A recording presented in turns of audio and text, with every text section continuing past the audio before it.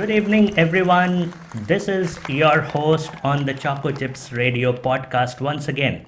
This evening, there is another very special guest on the show. Now, it has been a norm, it has been a ritual that I do not spill the beans about my guest. I let my guest talk himself or herself, right? And on that very line of thought, I would ask my guest to introduce herself. Today's guest of honor on the Choco Chips radio podcast is Miss Kalyani Gaur, and she has a lot of things to offer. She is that kind of butterfly whom you can imagine talking a lot of things about a lot of issues, about a lot of things around us, right? So we will have amazing stories from her, I am hoping. And yeah, over to you, Kalyani. Welcome to the show, and we are honored to have you on the podcast.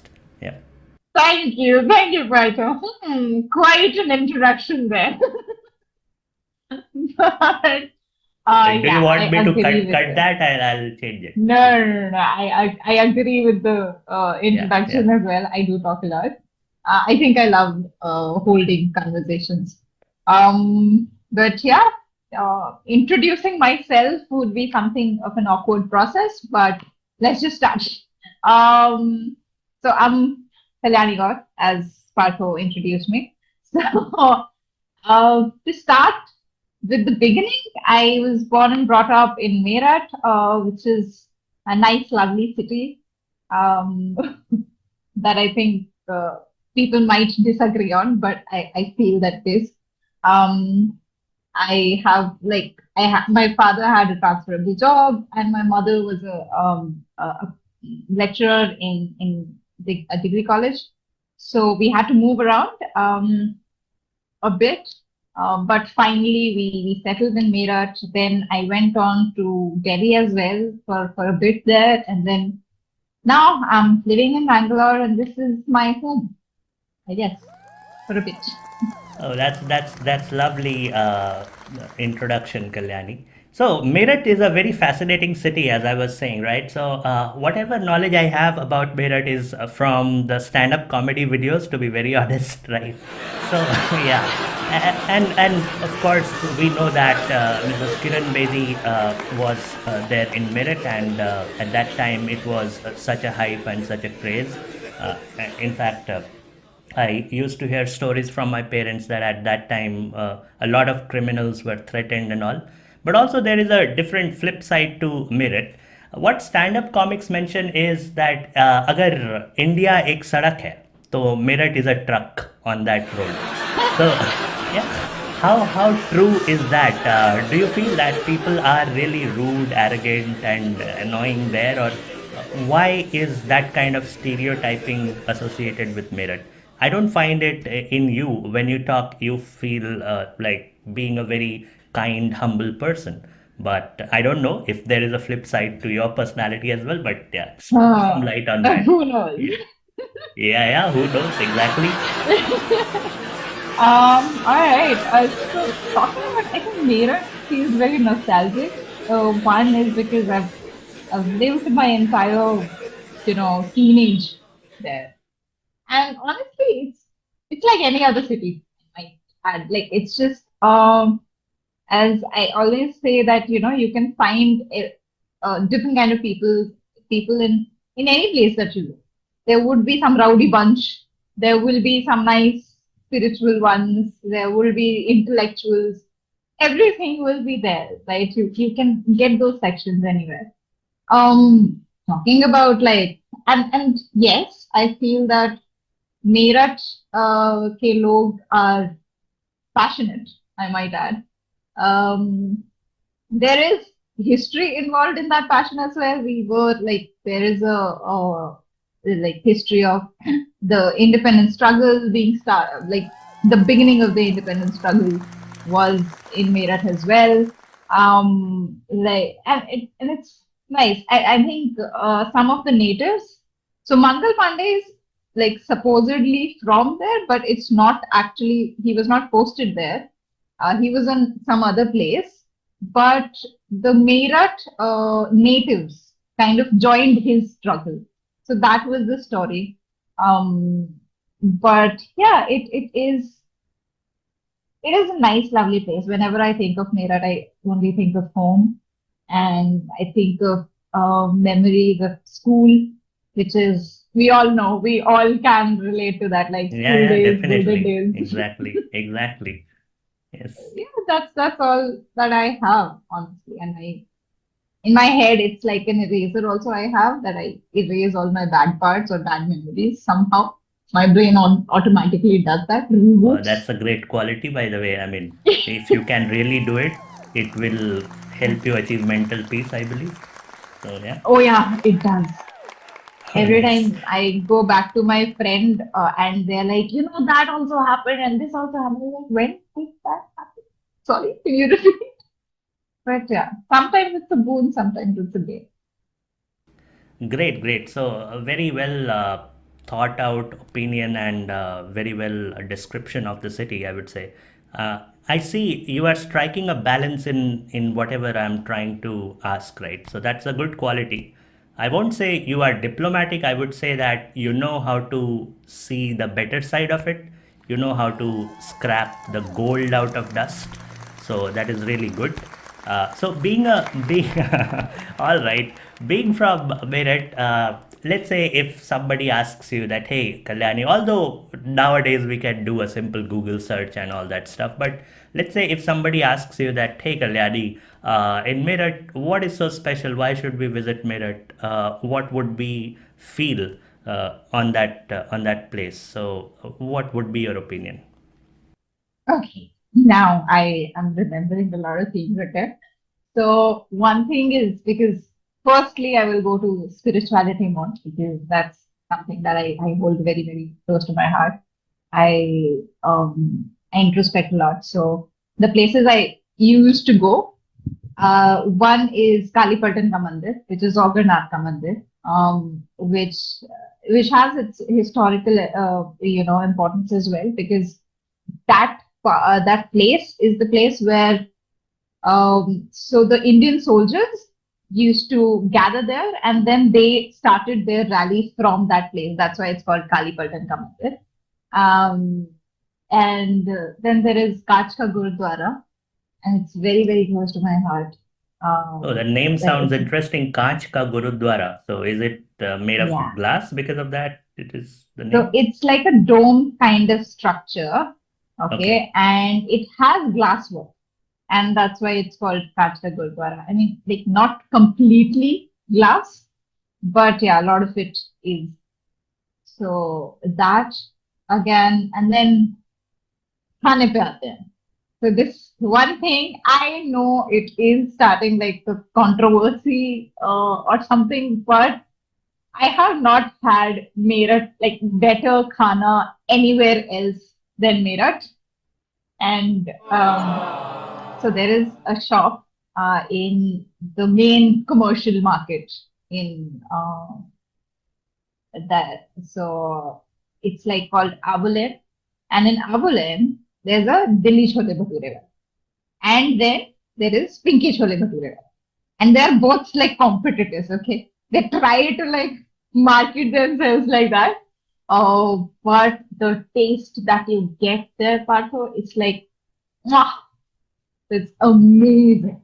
All So right. whenever I go back or whenever I'm in Meerut and I feel like having some unhealthy choices and making some unhealthy choices, I go there and eat something.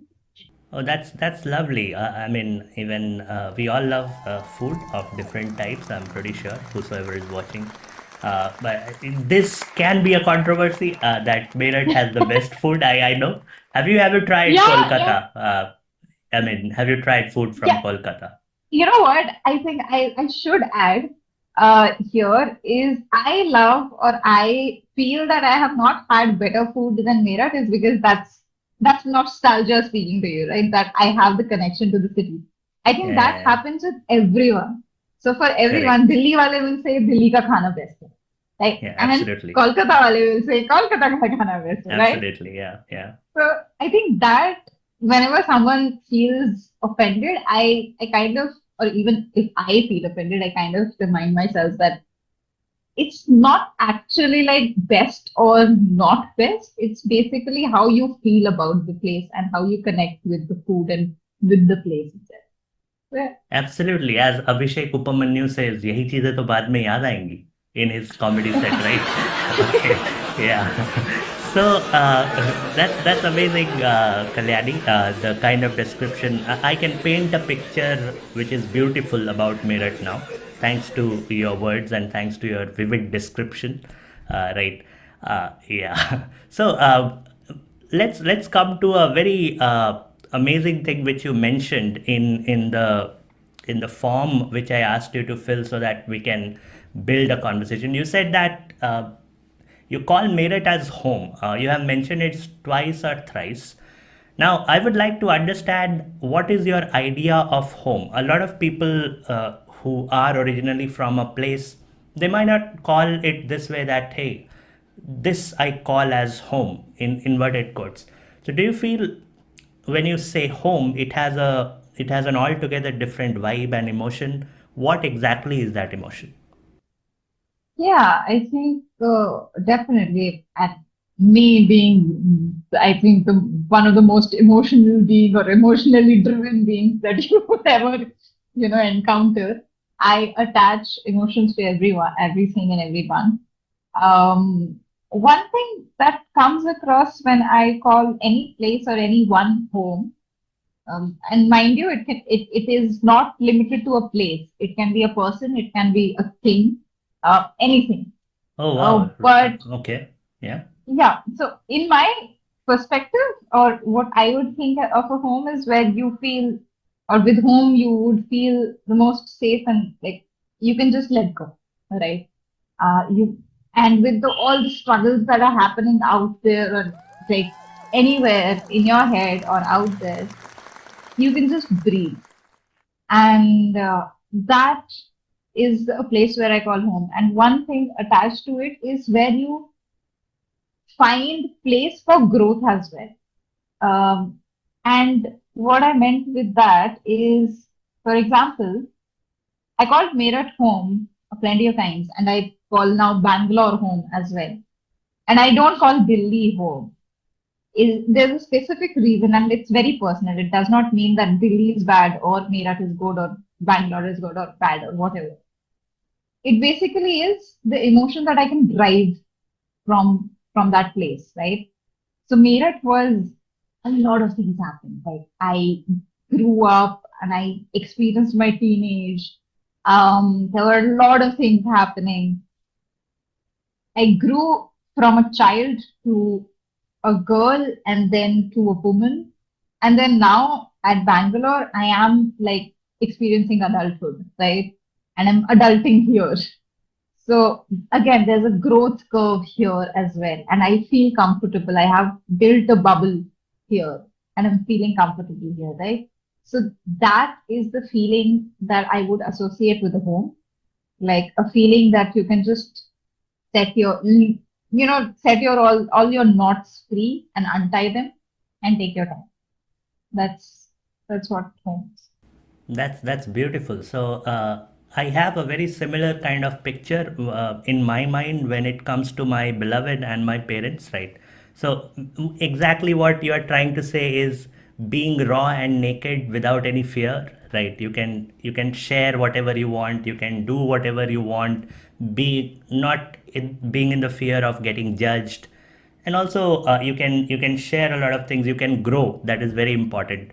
So for me, that picture is painted by my beloved and my parents, which is really a gift. For somebody it can be a friend, for somebody it can be somebody else, maybe a married partner, right? So that's wonderful. And I mean, I'm thinking of writing maybe a poetry on the word home, giving it a different connotation altogether, right? So yeah, yeah, that's a unique idea. That's a brilliant idea, and I really appreciate that. Cool. So our audience might be thinking that she is an amazing person, right? And we are hearing a lot of things which are very different from the common notion. She has her ideas very different from the common notion, right? at times when you start understanding those ideas, you might feel ki क्या ही चल रहा है, but then when you go deeper into it, you start understanding the depth and intensity of those ideas, which is really good, right? So cool. So Kalyani, after a vivid description of Meerut, after describing the idea of what home as an emotion means to you, this is really wonderful. So I would go to the second line of thought. I read that in the form you have mentioned that you refer your father as Pitaji and your mom as Dr. Sahab, which is very Yeah. unique. I haven't heard people referring like that. I have heard people referring like either Papa, Mummy, Mom, Dad, Mom, and dad, regular kind mom. of stuff, right? Exactly, yeah.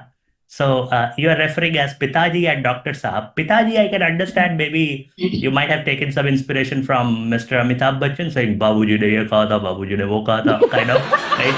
So I am not sure, and this is quite unique. Dr. Sahab attached to a female entity, right? So please throw some light on that part. Yeah.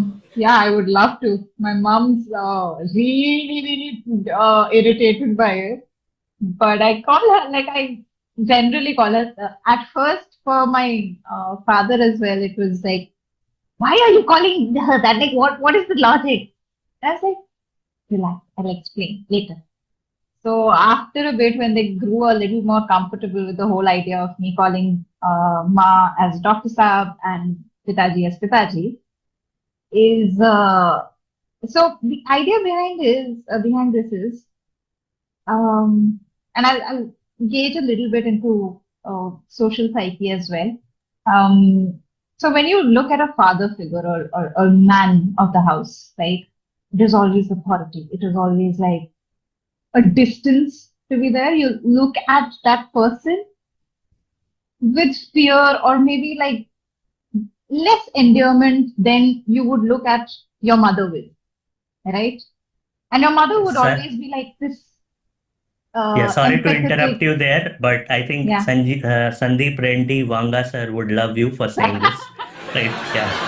So, Yeah, I'm not. So I will get to a good part, okay? And all right, disclaimer all here. right. You Yeah. have to bear with me for a bit. And then for a lot of families, I think a lot of families, I have seen it in my family. I have seen it in my friend's family or anyone's.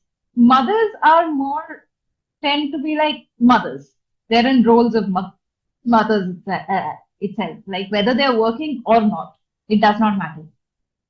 Fathers are always like this, like sort of an enigma. They don't show emotions that much. They have to hold the fort, right? For me, calling my father Pitaji just kind of makes me also remember a lot of times because at times I also understood that I felt a certain kind of fear when I was talking to him in my younger days. And I was like, why am I feeling this? Is my father. This person should be the first man that I fell in love with, right?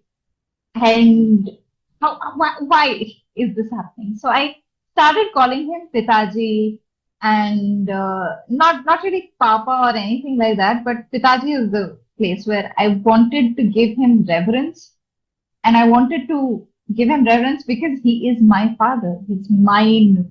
And no one can take, like, no one can snatch this away from me at least. Right? And my mother is just like, I used to, like, until date, I fight a lot with my mother and I can argue and I can, say anything. And she can say anything back. But I kind of understood, and it was very subtle. Both of the aspects were very subtle for me personally. Is I understood that I was looking at her just as my mother rather than a woman, a professional, an educator whose and whose ideologies I think are amazing. The kind of idealistic person that she is, I think if I can just gather 1 or 0.00001% of that, would be lovely. I think that's why. And to remind myself that, she had struggled. She did her PhD for God's sake, okay? She did her bit, and now she has to reap the fruit of that struggle. Definitely, my father did too, but it's very easy to consider a man's fruits, and it's like it's society is turned in such a way that it's fabricated in such a way that sadly it is a place where it's very easier to say like, yeah, the man has achieved certain things, it's great, but when you see a woman, you see her in relative roles, mother, wife, daughter, but especially in family terms, right? You cannot see the person behind that tag, the familial tag. And that's why I started calling her Dr. Saab. And at first she was very irritated, like, Ma hu main tumhari, kind of the dialogue. Yeah, the Bollywood movies, right? Bahu Yeah, Batmari. Yeah, okay. how dare you? And Yeah. and I told her as well, it's not a disrespect. Don't take it as it. I want to remind you also that you're a fabulous person, you're a fabulous individual apart from the family as well. And this is something that I love when that happens, when people are people and not just, I might add emphasis to that. I just don't want just for them to be, a father or a mother, or just like a son or daughter or a brother or sister. I want them to explore their horizons. I want any person that I meet to be like, there are so many aspects that I am. You can pick and choose whatever you like. Yeah, that's the idea. That's wonderful, Kalyani. So one thing I can gather from this, what you said is uh, respecting and honoring an individual's Yeah, identity, not only true. as a relationship or, but as a human being, as his or her Yeah, achievements, exactly. is Exactly. absolutely necessary, and it gives a sense of togetherness and priority to that person as well. So wonderful. Yeah. Obviously, all would agree. For example, let's say when my mom calls me by some name other than Partho, I Mm. feel closer to her, right? When my Yeah. father calls me by some name, I feel closer. When Mm. my beloved calls me by some other name, I feel closer, right? So Yeah. it's absolutely true, and that's something to learn from. Now, on Yeah. that note, I would like to ask you something. These days, we see Mhm. a lot of Gen Zs speaking to their parents as if they are speaking with their langotia yaar, for the lack Mm. of a better word. So, so Yeah. yeah. So how do you take that? I have seen kids studying in grade 4 and 5. They call their father as, "यार तू क्यों drive कर रहा है? Driver रख ले." I have literally seen kids talking Oh, like really? that. That happens? Yeah, absolutely. Wow. And in fact, that is getting reflected in the movies which are being made these days, right? That is a different part, Mm. but taking your idea itself, let's say if a child feels comfortable talking like that to his or her father, as you feel comfortable referring to your father as Pitaji, which is a sign of respect. So, do you think their idea is flawed, or do you think that what they are doing should not be done? What is your take on that?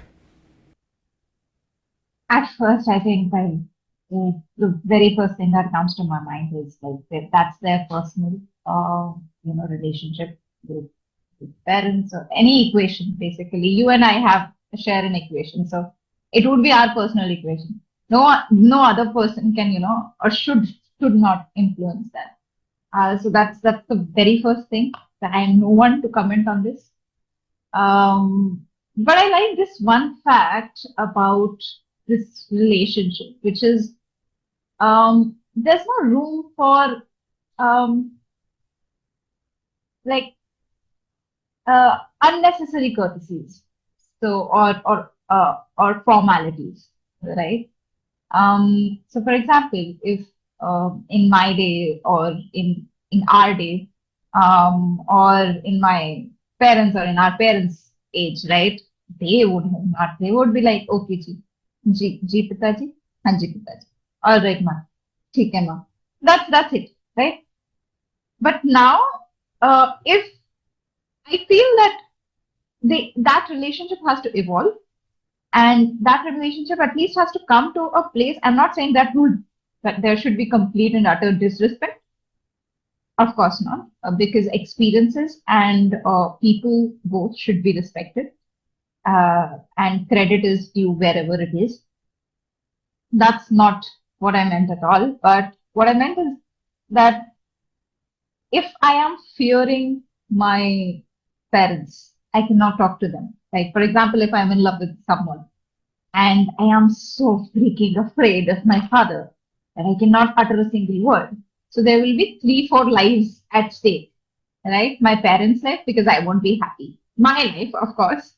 My parents' life because I won't be happy, so they won't be happy. Then the guy, and then his parents, and the partner that he would have, and the partner that I would have, right? So lot that's great. It can basically be avoided if I have that comfort level with my parents that because it's just, this is one person that I am. I want to spend my life with. If you like, just check him out, give your heads up or whatever you feel. If you feel that no, this is a red flag, just let me know. If you feel that there might be something in it, then we can discuss. And you just an open conversation, I feel, can solve million problems. So that is a good thing that I feel that is happening. And I see it affecting even my family as well. The way I used to be with my parents and the way my brother is with my parents, it's stark differences that I can see. But I'm happy about it because he's much more, he can say, no, this is not happening. And you give me logic for that, and I will agree. And that I never had. So I think a lot of our generation and prior to us also, that generation also had to go through a lot of mental and emotional trauma because of that, because they were not openly speaking to their parents. And there was like hawa around certain topics, as we know. That I feel is improving. So I'm very happy about that. That's a very good take on the whole issue. In fact, I was trying to highlight that point only, that somebody's relationship with a person is absolutely personal, and we should not be cathartic about it. We should not be critical about it. That's absolutely true. Uh, but also, I have noticed one thing in Indian societies, especially, is that let's say if there is a female, correct me if I'm wrong, I have observed this around me, and thankfully, I mean, in my family, I mean, I don't have a sister around, so I do not know how it works, but I have seen in other families it is happening that, let's say if there is a female and there is a male, so the kind of closeness you are trying to convey, the kind of frankness in conversation, that is more when it comes to a male person than that of a female person. Is it out of the fear only in the kind of societies we live in, or it is a deep rooted psychological issue or mindset issue which needs to be addressed? I'm not saying somebody is wrong or somebody is correct. Maybe the generation before us, their conditioning is in a different way, right? As you yourself said, they never used to question their parents. So I have seen that happening quite a lot. So what do you think about this particular thing, being a female yourself? So, if I get the question right, the question is basically if um, the intimacy or the closeness of emotions that a person can feel through a female will be more than a male. Not exactly. What I mean to ask is when it comes to parents, and if we talk about the closeness and intimacy with parents in terms of conversations, not in terms of love, but in terms of conversations, let's say if a female feels that she loves a boy versus Yeah. a male feels that he loves a girl, then it is Okay. easier to strike a conversation in case of a For male the than male. that of a female, Yeah. right? So that's what I'm saying. Yeah. Yeah. I okay. I cannot. comment on like a general thing. I can only comment on my personal experience. I feel like um, when I came to that age where these questions had to be asked, uh, my mother already knew about certain things, but my father also knew honestly, but he was just showing that he didn't know, like kind of like cool dad. I'm not interested. It's okay. You do, you do, kind of thing. But when he actually asked, or when we actually had conversations like that, he was pretty open, and that's like touch wood. So this is good. Um, yeah, this is something that I feel I was blessed with. A very, very modern set of people to bring me up, right? And my mother, so for example, my mother used to tell me about, like, I had been trained about good touch and bad touch when there was no concept as such like that. My father made sure I become independent. No matter what you do best whatever you do. So these are the kinds of, kind of wiring that, or conditioning, if I may, that becomes very important. And that was the foundation where I understood that I can talk to my parents and they can strike a conversation with me and I can strike the conversation back with them. And that becomes norm, that now that is a norm in our family. So I honestly cannot talk about, because I've not experienced that. Um, so I cannot comment on the other, aspect. But yeah, it it just happened with me. I think I was blessed.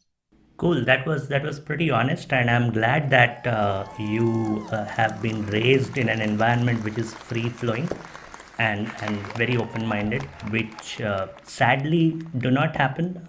Which sadly does not happen with a lot of people around us.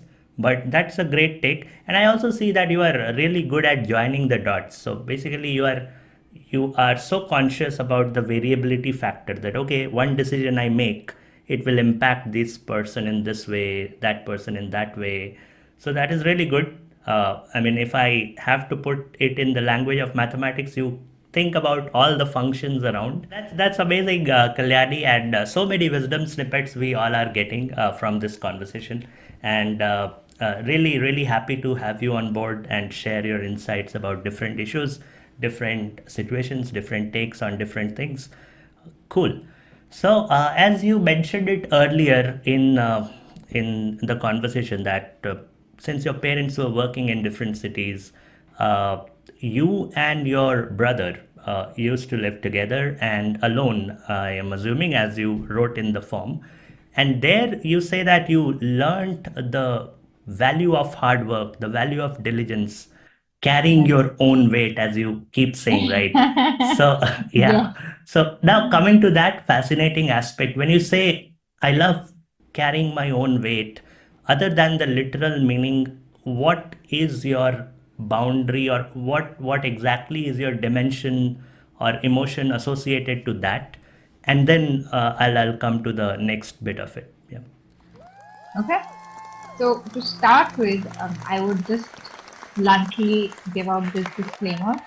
This can also crop up some imposter syndrome issues. So be aware of those, because it has happened to me. So I can speak from from experience.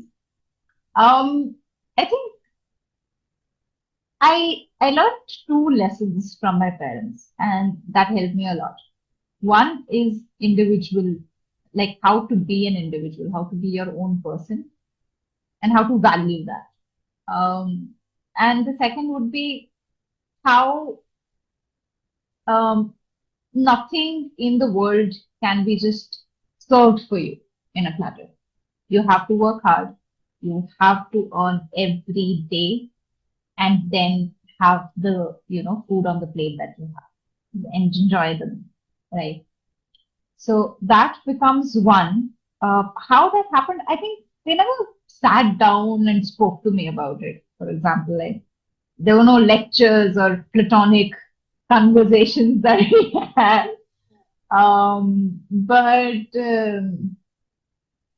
I think just looking at them, my mother used to go for, used to, from Saharanpur. We spent quite some time in Saharanpur as well. So she started her job at Saharanpur, right? And she joined this college as well. And then from her college, and then we shifted to Meerut. So she had to go daily, travel from train, car, whatever was there, and she had to go. Either it was winters, कोहरा हो रहा है, कुछ दिख नहीं रहा है, like just 10 meters away you cannot see, even like 2 meters away you cannot see. But she would go, and my father would drop her at times, and then at times she would go just independently, grab a bus or something, or auto, and then travel to a whole different city for her job, and then come back for her kids and her husband back at home, cook dinner for them. And it was such a struggle. And I remember one time, oh, it was such a bad evening. I was sitting that evening, and my mom got late. My father, again, he was situated on another city because he had a transferable job, and we had to stay put for my and my brother's education. So Pitaji was like out there in inspections and everything as an engineer, and it was rough time for everyone. It still is a struggle. But that one evening, Pitaji was not there, and Dr. Saab got really late, and that night, and I was like, and she would always almost be back at like 8:30, 9-ish. And I am like out of my wits. I am scared. And the day before, or maybe some days before, she told me that her slippers, she slipped or something on the railway, the platform or something. Just some traumatic incident happened, and I was very worried. And I called my friend, my best friend at that time. He still is, honestly. Called him, and yeah, man, it's so late. My mom's not home. What to do? And I know I'm angry at her, but what is this? Yeah, she can take my calls. I've given some 20 calls, and she's not picking up. I hope she's okay. I hope she comes back home. I won't say anything to her. And my friend is like, okay, wait, 10 minutes, you just breathe. And that guy from his house, like 1 kilometer away, he while talking to me on the call, he grabbed his scooty. He just like came to his home. He drove back just outside my house. He just let me be in that space, but he was like, if in case anything happens, I'll be there in a bit. So he stood out of my colony for a very long time, for an hour, till the time I was like, okay, I'm better. I'm better. She's coming home. She's coming home. She's coming home. And then finally she came. I was like, where the hell are you? Why are you not answering calls and everything? So I mean, it was then I understood that it's not fun and games that they're doing. They're doing hard work. And someday I get to do that. And I'm really fortunate that, I get to, because there are a lot of talented people out there who are not getting the opportunity to do it. And the kind of despair that engulfs a person who has the potential but yet no work, or yet no hard work to do, or engage himself or herself in, it's horrible, honestly. So I'm fortunate, and I'm really, really thankful that I get to work and I get to earn every day. That's wonderful. That's wonderful. So I can sense that you are grateful about things which you have in life. That is really good. And thanks for sharing that story out. So this proves that boys are amazing, right? I would be biased there, and yeah. In fact, we all Yeah, have that been into one thing. yeah, yeah. We all have been into situations like these. I remember my times, a lot of times, these kind of situations Yeah. happening, and it's getting delayed, and telling my parents different things, that there was a jam or something, right? Just to avoid scolding and all. But great, Yeah. great, Kalyani. So on the other side of it, you said that nobody told you to carry your own weight. Nobody told you Yeah. explicitly that you have to be like this. So you had that maturity yourself, and I can understand that maturity might have come because you have a younger brother with you as well, Oh. whom I'm pretty sure that you might have got some sense of responsibility towards him, because after all, you are a Definitely. Didi, right? So, yeah, He's my baby. exactly, I'm far away, exactly. but he still is. Yeah, yeah, absolutely. So, now, this is pretty amazing. What I can sense is you did not have that necessity to become like that. I mean, if I Yeah. analyze the whole situation, but still you became. So that is your maturity and education, right? That's why education is important, I believe. Now, Yeah. in Totally. our country, I see that exactly the opposite mindset prevailing, right? People are very much protective about their kids, and in fact they Hmm. pamper the kids a lot. A lot means a Yeah. lot, to an extreme level, right? So let's say if a kid falls down while running, mother or father will come and say that, hey, don't run, there's water here. So do you think Mhm. that kind of approach makes us Mm. believe that there will always be a fallback cushion, and that kind of approach makes us believe that there will always be somebody to take care for us, and when we start growing up, it makes us kind of a little bit handicapped while it comes to Mm. independent decision making? What do you think? It's a mindset problem, or do you not see that as a problem and see that again as a personal choice of people? Yeah, it's actually an interesting, issue to address. And also, I think here, in parenting or any other aspect, honestly, balance is the key. So, striking a balance between, okay, so for example, I have gone through, depression. I had anxiety attacks or panic attacks as well. Um, that was basically because maybe somewhere in my childhood could not vent out what I or could not live my childhood enough, right? Somewhere maybe that could be it. Um, or maybe it would be handling a lot of things at one point, and then just like your body and your psyche just telling you, okay, this is it, take a break, right? And here's the complete opposite. You are so sheltered and mentally just like you cushioned altogether that once you face the real world, it's like, what? This also happened? Where, how? Um, like I don't want that shock or this shock, either of the shocks. I would like for the kids or any generation, honestly, to be at a place where they know exactly what can happen, like the bad consequences, and they know the good part as well. So they have that aspiration or the hope also that okay, if I do good, I might get this treat, you know. So I think that is the balance that we can strike. Like my upbringing has been, very sheltered and yet tough.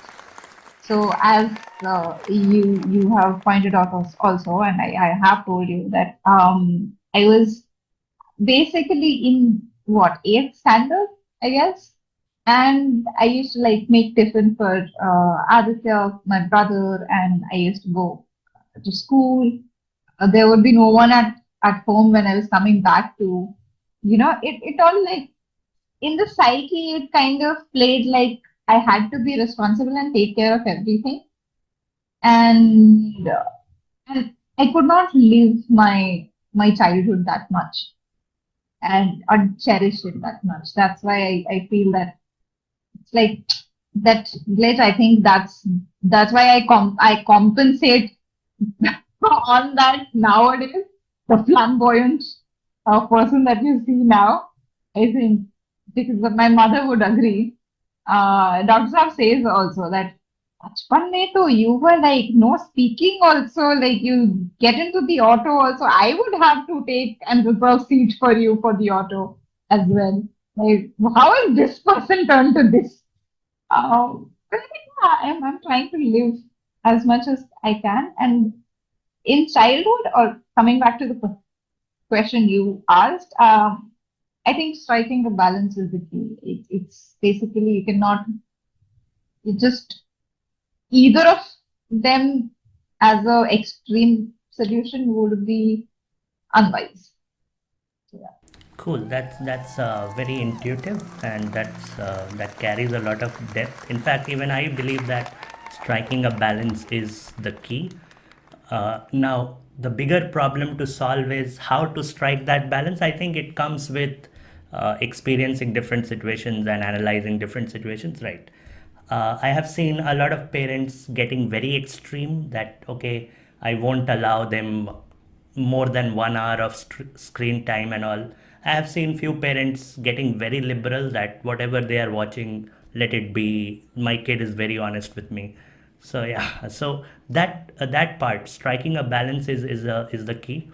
Very well said, Kalyani, and I'm pretty sure the audience who is watching us is getting a lot of wisdom snippets and pearls of wisdom from a person like you, who is great at analyzing things and great at joining the dots, great at going back in her head and analyzing everything, thinking about it, and coming to a conclusion that okay, these can be the outcomes, which is really good. Yeah. Just an ordinary person, I might add. Just a या person. That's जबरदस्ती it. का humble बन जाओ और क्या नहीं नहीं मैंने तो कुछ किया ही नहीं मेरे को कुछ थोड़ी आता है exactly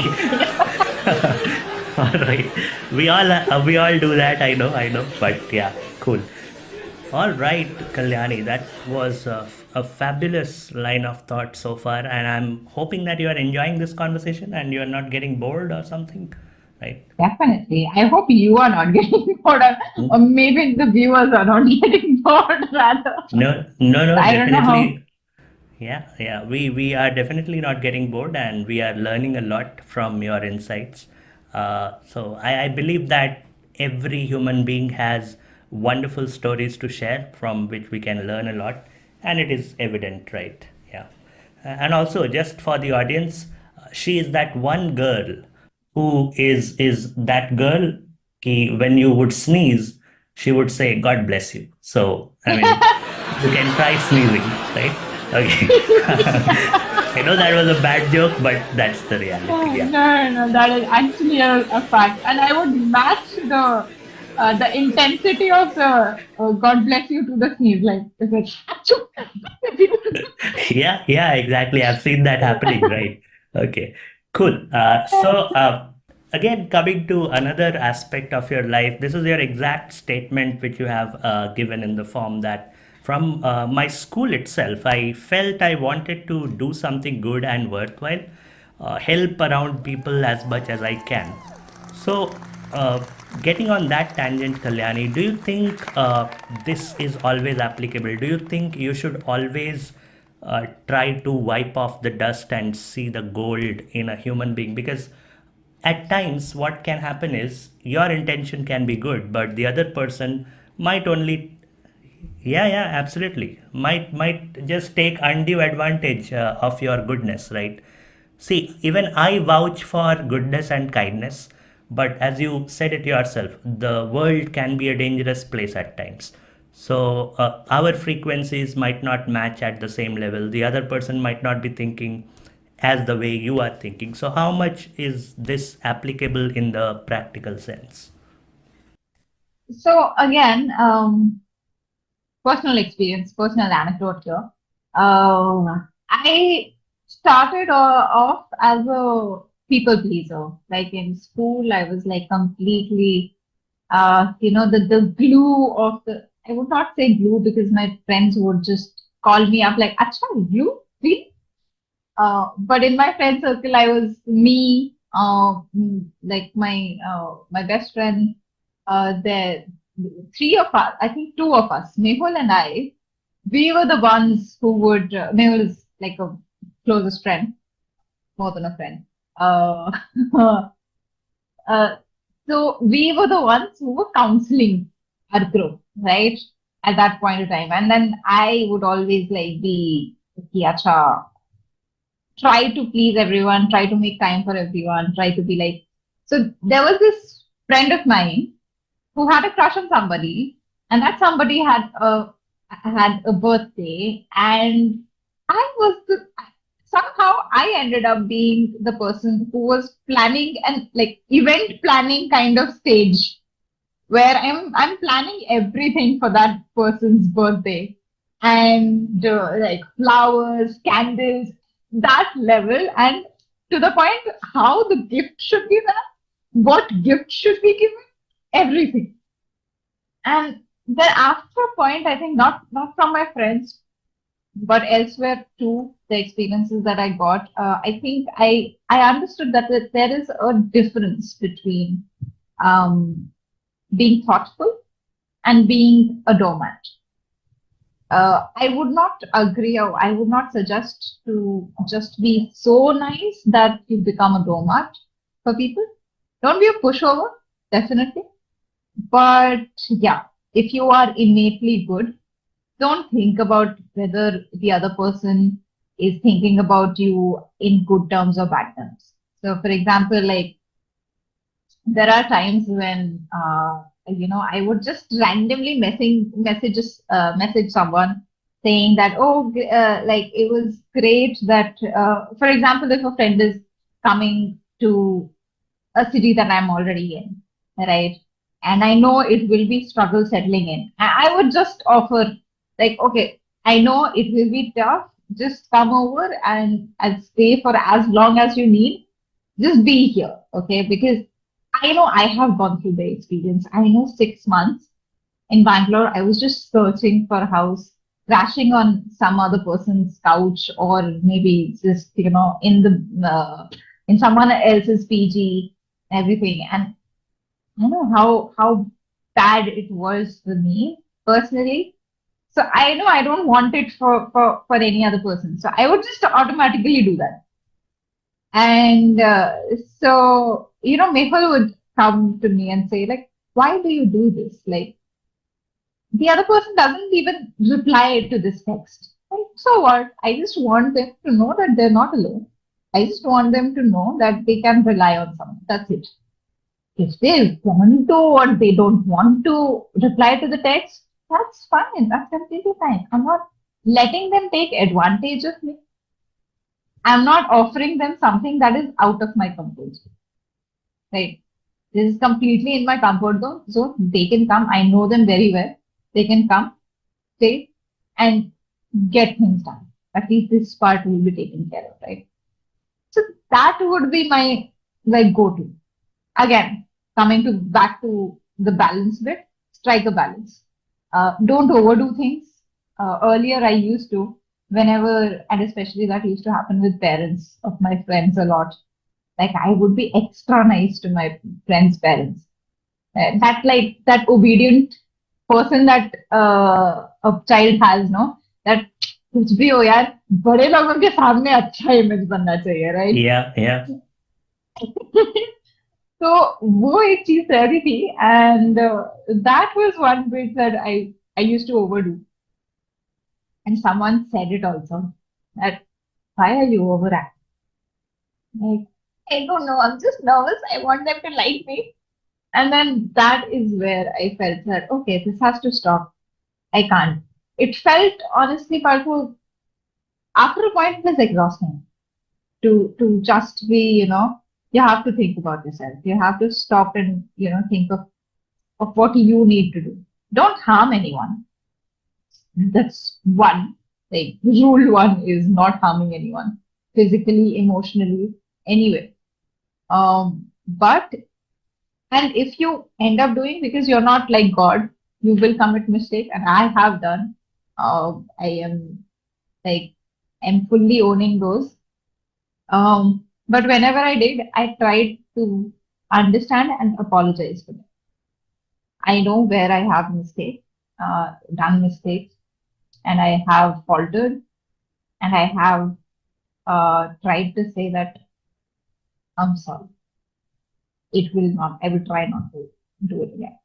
So these are like bits and pieces that you have to be very mindful that don't let anyone else take advantage of you, but also don't be think about the humanity, right? If everyone is just thinking about themselves, the world will be a lonely place, don't you think? Absolutely, absolutely. So again, you are talking about striking a balance. So I resonate with the story which you shared about school, right? So in school, I used to be very similar, like the character you mentioned, always ready to help people.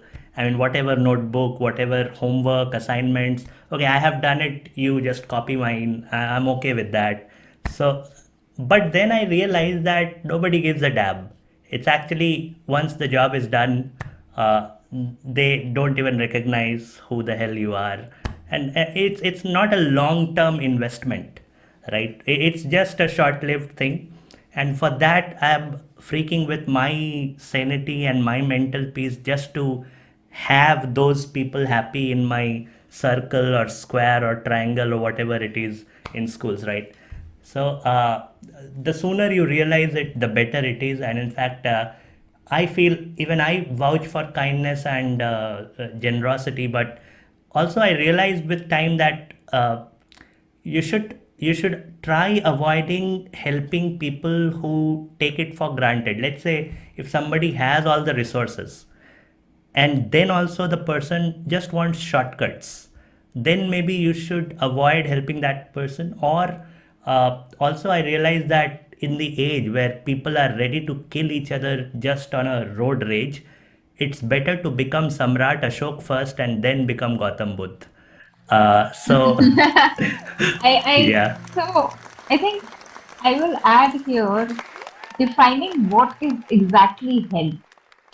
You know, that is very important because okay, for example, if I can muster something. So, for example, a person comes to you and asks for advice, right? And let it be, so the most common advice asked is relationship. Let's be honest, it is. So, when that happens, right? When someone asks you for your advice, and you know that this is the place where these this unit, whatever the partners, have to figure it out themselves. It should not be your place. And as a person, as a third person, you can see that. So the right help would be not telling that person like you do you, whatever you feel like is right, do that. Right? That is the help that you are giving that person, not the help that he wants or she wants. Right? So defining what exactly is health at times when you just cater to what needs and wants में difference जो होता है. If you cater to everyone's wants, that is not helping anyone. That is basically disaster in the wake. That should be very well thought of, like what actions you are taking and what is the impact of that. that's very thoughtful. मतलब ये समझ आना कि what is the difference between needs and wants and helping accordingly. What exactly can be the help, especially in relationships, though? I mean, even if you explain everything to a third person, the third person cannot understand the exact dynamics of the relationship between two persons, right? So yeah, great, great, very well said. I mean, you can try becoming a counselor someday in your life, right? And you I'm can certified charge for right it. now. You can charge for it. That's amazing, Kalyani. The kind of clarity you bring to the table, the kind of in-depth analysis which you bring to the table is such amazing. Uh, I That's mean, just a quirk that yeah. I have, overthinking. That helps a lot. Okay, okay. So again, overthinking has its positive side. We can all see, Yes. right? Yeah, cool. Awesome. So, moving on to a different tangent, Kalyani. as you wrote in the form that you don't love to plan, you feel like we should take life as it comes. Planning is not important. Planning, according to you, is futile. But there is a very popular saying that failing to plan is planning to fail. When you say that you do not believe that you should have a goal, you should have a target or whatever in your life, you should take life as it is. It is served on the plate. Uh, how do you think it can be justified? Because if you do not have a target, if you do not have a goal, you can simply meander around, right? And of course, yeah, you are not a monk right now. You are a woman who is into a job, who is earning, right? You are not in that spiritual path, leaving moh maya altogether. So how does that work? Yeah, please throw some light on that. Okay. So I'm glad that we are having a conversation on this, because sometimes what happens is the written words can be interpreted in multiple ways, right? And yeah, that usually happens because when you have a conversation, like a live conversation like this, like you are talking to me, you can understand my body language, my speech, my modality, my tonality, everything. But in words, you would see and try to interpret what was written and what was the tone of the person, right? That is That exactly why I hate text messages, because it same does here. not convey anything about your emotion. You can hide your emotion behind an emoji, right? So, yeah. And right. So that is one thing, and I love that you pointed it out, because I don't feel that planning is futile. You should plan, but I feel thinking too much about future and just pinning yourself to wanting something, and maybe aspiring is good, right? Where you aspire to be at a position, or be in a family, or do something, or anything that your heart wishes for. Aspiring that, or planning towards that, having a clarity of thought is good, is great, honestly. Um, And even if you can't get that, that's fine. Because I feel if you do hard work, and that I have experienced it in my mother, my father, oh my God, my father. He is, I feel, the most diligent worker ever. And I think it he has gone through his bullshit, bull crap and everything. But still he just, blossoms over that. And I feel this is good. This is Men will something be that I men. learned. Yeah. In a Yeah, different it's a context, good, obviously, right? yeah, in a good connotation. I call Exactly. it. Yeah. But no, it was so inspiring to see him work. So he always said that always like plan for it, always try for it, but don't think bad if something does not happen. So he has a balance of um what was that? Bhagya, and there's one more word that he uses. Karm. Uh, Bhagya or Karma. So it is Okay. 50-50 in his, uh, All right. interpretation. कि कर्म करते रहो तुम, but ऐसा ना हो कि just because you're doing the thing, then you start expecting कि future में अब ऐसा हो जाएगा. मैं ये plan कर रहा हूँ, so I will get this. This is not how it happens. Life does not happen like as you planned, right? And that is what I meant, where I don't think I don't ponder that much in future. I plan, I try to do my bit, but also I have to do my bit in the present, right? I have to make considerations for that. So I try as much as possible. I try to understand, maybe take precautions for the future in terms of planning, in terms of predicting what might go wrong and what I need to save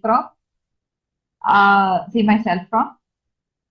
But also I try to, okay, whatever you live, you have to live and you have to do right now. You have to work right now. You have to earn right now. And and living in the now in makes a sense.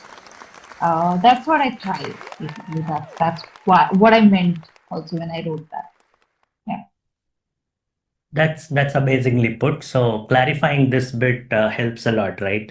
So yeah, basically, what you mean is not thinking about the future too much. You should plan, yeah, but you should live in the present, and mm, the worries of future should not haunt you down, right? That's exactly. the yeah. And I think I've seen it in myself and my growth. Whatever I truly like from the bottom of my heart wanted, be it like a Sony Ericsson flip phone that used to come, it got banned in India. So no one can have it. So Yeah, yeah. Sony Ericsson, even I love that phone. Correct. Yeah. it was like shit, my heart broke that time. And those things never happened. And I was like, is something wrong? Are you playing games with me, talking to the universe? But but now I understand that I just tried to I just try to materialize things that are not really in my power. So what is in my power? I know I have to what I have to work for. Know that I need to earn my own living. I try as much as possible. I try not to be a burden to my parents because I feel, and this is something that I hold very, very dear to my ideals is whatever they have worked for, it should be, the fruits should be tasted by them. They should have that, luxury to avail that kind of pleasure. Yeah, हाँ यार अब कर लिया काम अब हम मजे करेंगे. So not to think about अच्छा मेरा बच्चा कहाँ पे है उसको कितना भेजना है क्या अच्छा चलो उसको मैं थोड़ा पैसा भेज देता हूँ जिससे वो वहां पे जहाँ पे रह रहा है या रह रही है वहां पे वो अच्छे से रहे. This should not, at least at my age now, it should not be a worry for them. The worry should be yeah अब trip कहाँ plan करना. That kind of thing because they did not do it in their younger ages, right? It was just work, work, work, work, work. जिस तरीके से हमें पढ़ाया जाता है या हमारी कंडीशनिंग करी जाती है राइट बस 10th पास कर लो फिर मजे ही मजे बस 12th पास कर लो मजे ही मजे कॉलेज कर लो मजे मजे ये that is how they were brought up and I feel this is a, a very vicious trap that you set your child in and it leads into a lot of trauma. यार ये मजे कब आएंगे पहले तो ये बताओ. So I feel exactly yeah I this is agree. there. जैसे कि हिंदी में एक कहावत है ना, अटल सत्य. So what you said, these are अटल झूठ, right? Okay. So it never happens. Those Exactly. that maza never comes, right? And Never it's a comes. blatant lie. Yeah.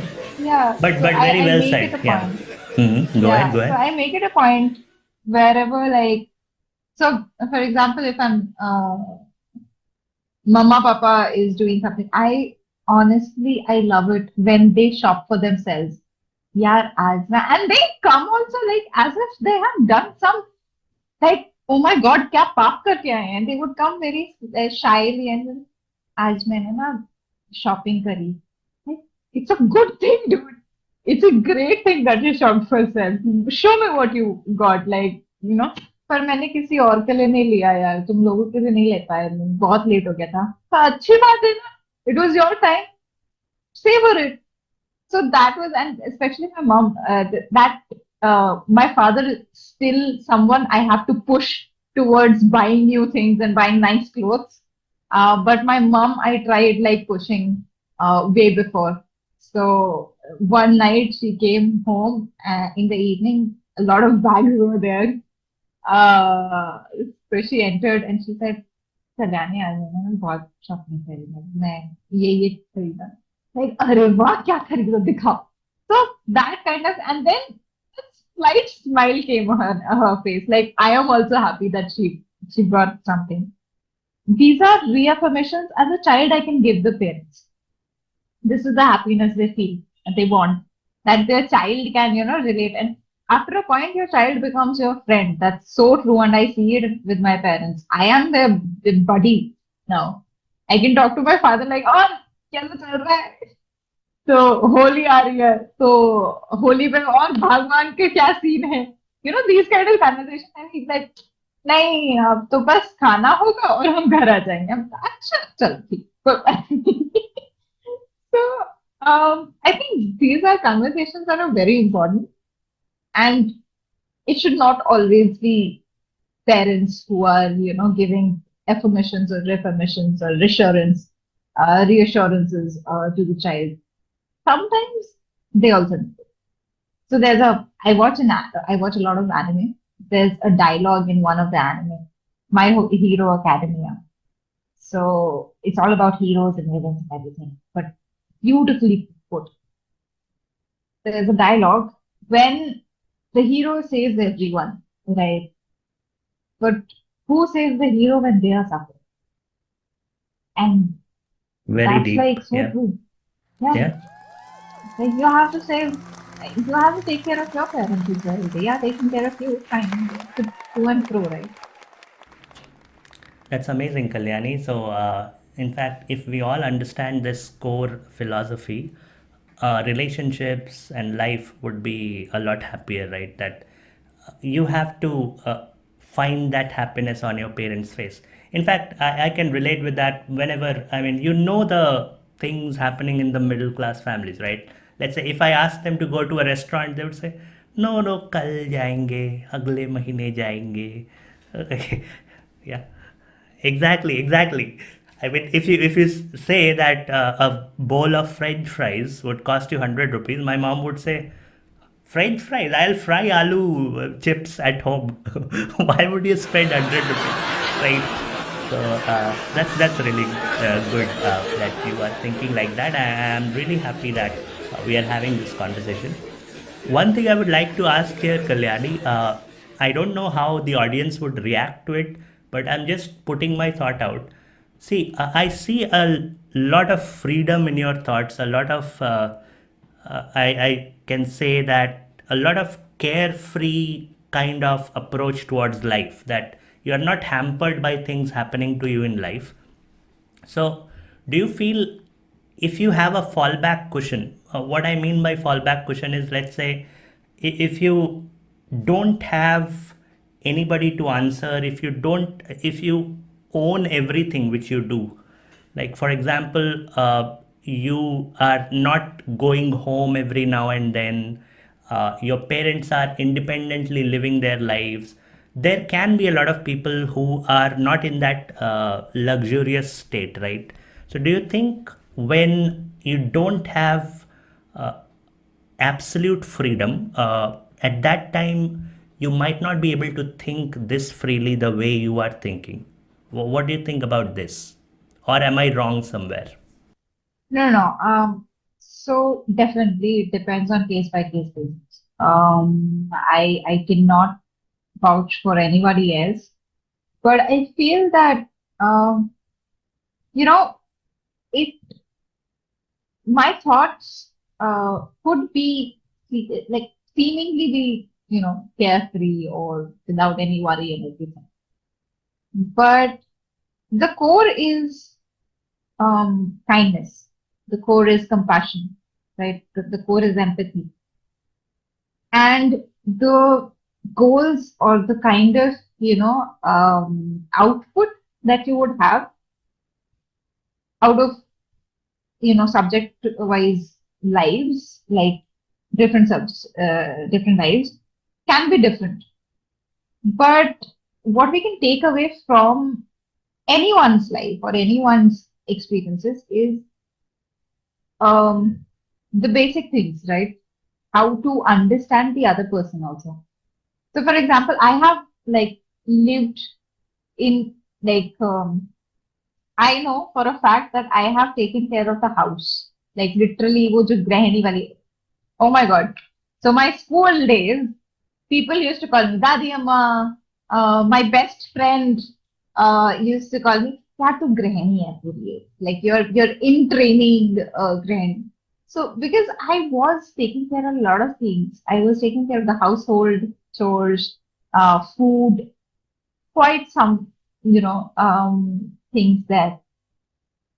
But I could understand that the things that I need to, even like the first thing that I went to Delhi, right? I spoke about this, I think. And then I had to come back. So in Delhi, I was trying to prepare for civil services. And through that, it was like I was in the zone. I was on like point to point, everything else.